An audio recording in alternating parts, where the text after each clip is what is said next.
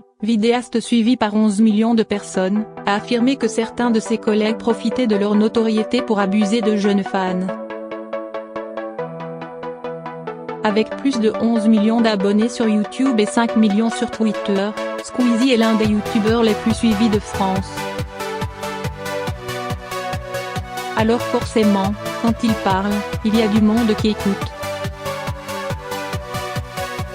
Le vidéaste de 22 ans a dénoncé, lundi, le comportement de certains de ses collègues qui profitent de la vulnérabilité psychologique de jeunes abonnés pour obtenir des rapports sexuels.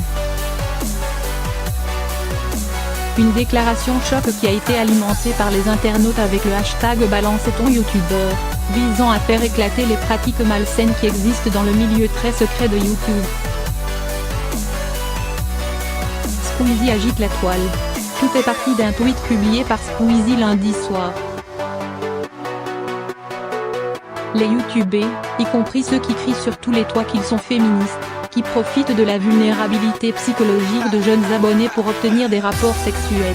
On vous voit, la vérité finit toujours par éclater, a-t-il écrit. Alors que leur réseau social, et la société par ricochet, résonnent encore de la campagne #BalanceTonPorc, ces quelques mots ont fait l'effet d'une bombe. Immédiatement, le tweet est partagé en masse, certains internautes n'hésitant pas à donner des noms, sans preuve. En moins de 2 jours, le tweet de Squeezie affole les compteurs, 42 000 retweets, 100 000 j'aime et 3800 commentaires. Emballement des internautes.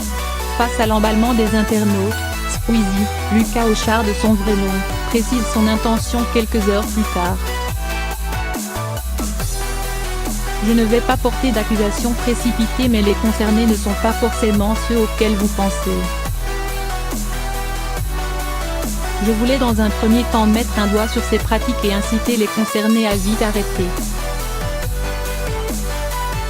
Traiter ce sujet est complexe et nécessite du temps, explique le youtubeur aux 5 milliards de vues.